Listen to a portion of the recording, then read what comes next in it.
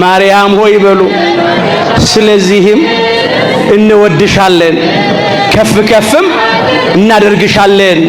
እውነተኛውን የጽድቅ መብልንና እውነተኛውን የሕይወት መጠጥ ወልደሽልናልና። ለዚህ ነው የምንወዳት፣ ለዚህ ነው ከፍ ከፍ የምናረጋት፣ ለዚህ ነው የምናመሰግናት የምናወድሳት። ቅድስተ ቅዱሳን ድንግል ማርያም ወላዲተ አምላኬን እናመሰግናታለን፣ እናወድሳታለን። አናፍርባትም። እንዲያውም እፍረታችን በሷ ምክንያት ነው የተወገደው የራቀው። ለመዳናችን ምክንያት እሷ ናት። አንቺ ከሴቶች የተባረክሽ ነሽ፣ መርገመ ሥጋ መርገመ ነፍስ የሌለብሽ፣ በረከተ ሥጋ በረከተ ነፍስን እያማለርሽ የምታሰጭን ነሽ ማለት ነው። የማኅፀንሽን ፍሬ ቡሩክ ነው። አዎ መርገመ ሥጋ መርገመ ነፍስ የሌለበት በረከተ ሥጋ በረከተ ነፍስን የሚያድለን የሚሰጠን ነው ማለት ነው። በተመሳሳይ ምስጋና ነው ቅድስት ኤልሳቤጥ ያመሰገነች። ሁለቱንም ለእመቤታችን የጸጋ ምስጋና ነው፣ ለጌታችን ደግሞ የባሕርይ አምላክ ነውና የሚገባውን ነው።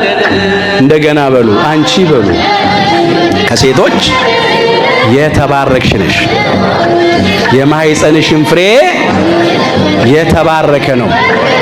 እዛ የሉቃስ ወንጌል ምዕራፍ 1 ቁጥር 42 ላይ ተመዝግቧል። ሁለቱም እዚህ ላይ ስላለ ቅድስት ኤልሳቤጥ እመቤታችንን ማመሰገነች፣ ጌታችንን ማመሰገነች። የማኅፀንሽ ፍሬ ምንድነው? በማኅፀኗ ያለውን የዕለት ጽንስ አመሰገነች። እሱም ብቻ ነው ማመስገን፣ እሱም ብቻ ነው ማወደስ፣ እሱም ብቻ ነው እንዲህ ማለት የሚሉ ሰዎች አሉ። እንዴ መንፈስ ቅዱስ ይሄን አልነገረንም? ቅዱስ ገብርኤል ከእግዚአብሔር የተላከው ይሄን አልነገረንም? ቅዱስ ገብርኤል ከእግዚአብሔር ተልኮ ሲያወድሳት ሲያመሰግናት ነው የሰማነው።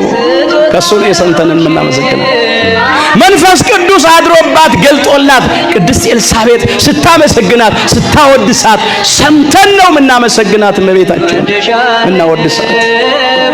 መንፈስ ቅዱስ ያደረበት የ6 ወሩ ጽንስ መጥምቀ መለኮት ቅዱስ ዮሐንስ ድምጿን ሰምቶ ደስ ብሎት ሲሰግድ ሲዘል አንብበን ነው ምናመሰግናት ምናወድሳት። ኦ ማርያም በእንተዝ ናፈከረኪ ወናበየኪ እስመ ወለድኪ ለነ መብልዐ ጽድቅ ዘበአማን ወስተ ሕይወት ዘበአማን አላት አባታችን አባ ሕርያቆስ በቅዳሴ ማርያም። እስቲ በሉ ማርያም ሆይ በሉ። ስለዚህም እንወድሻለን፣ ከፍ ከፍም እናደርግሻለን። እውነተኛውን የጽድቅ መብልንና እውነተኛውን የሕይወት መጠጥ ወልደሽልናልና። ለዚህ ነው የምንወዳት፣ ለዚህ ነው ከፍ ከፍ የምናረጋት፣ ለዚህ ነው የምናመሰግናት የምናወድሳት።